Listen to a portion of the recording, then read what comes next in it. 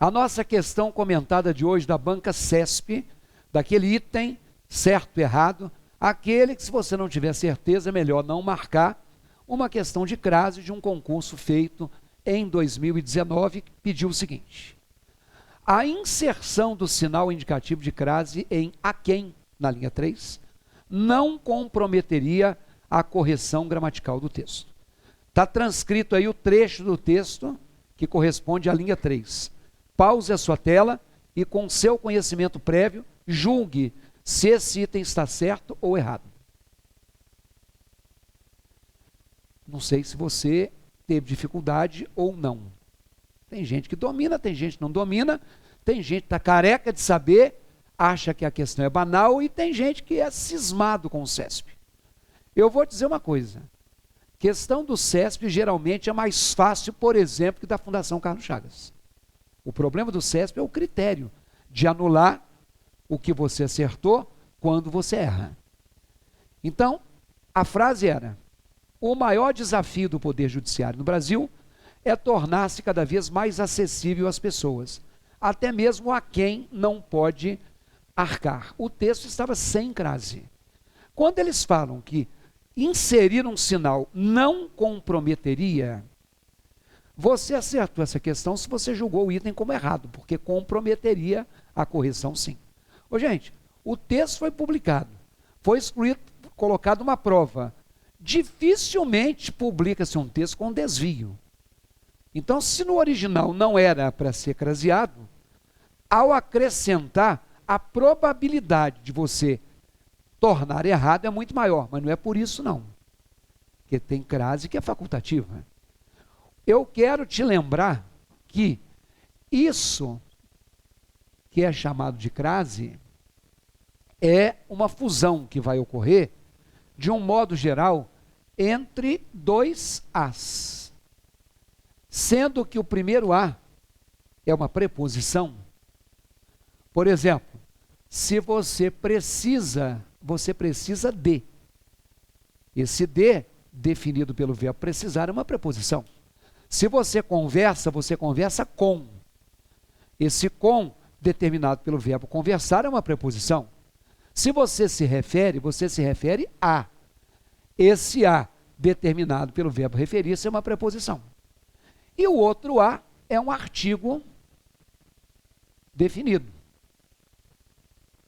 O um e o uma seriam artigos indefinidos.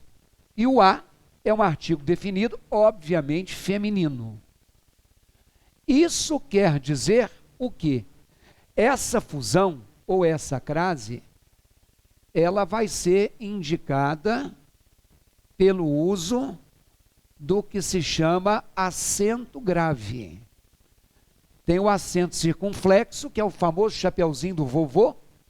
Tem o acento agudo, que é esse acento virado para a direita, e tem esse que é virado para a esquerda, que se chama acento grave. Isso aqui não chama crase, não. Esse é um A que indica a fusão desses dois As.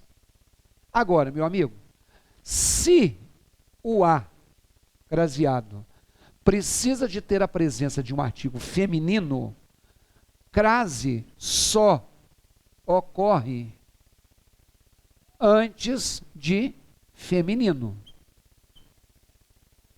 Porque se a palavra não for feminino, ela não vai ter um artigo A.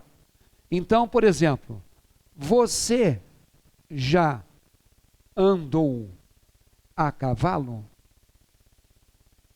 Não vai ser craseado. Porque se cavalo é uma palavra masculina, ele não vai admitir o artigo A. Por exemplo, saias a partir de R$200. Esse A não vai ser craseado, porque a palavra partir, ela não tem gênero, ela é um verbo. Não existe um homem que vai partir e a mulher que vai partir. Então, só existe A craseado antes de palavra feminina. Por exemplo, a quem devo recorrer?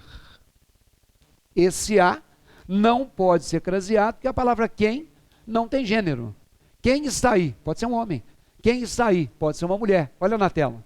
Na questão da prova, o a quem, o a está antes da palavra quem, que é um pronome. E um pronome que não tem gênero. Então, se o pronome não tem gênero, eu não posso colocar artigo a. Se eu não posso colocar artigo a, eu não posso crasear. Então, dizer que colocar o acento indicativo de crase não comprometeria é mentira. Comprometeria sim. Então, você acertou se você julgou esse item como errado. Vem cá. Você vai fazer algum concurso organizado pelo CESP? Vai? Pois é. Então, eu vou dar uma dica a você. CESP é muito de treinamento para você conhecer o jeitão da banca.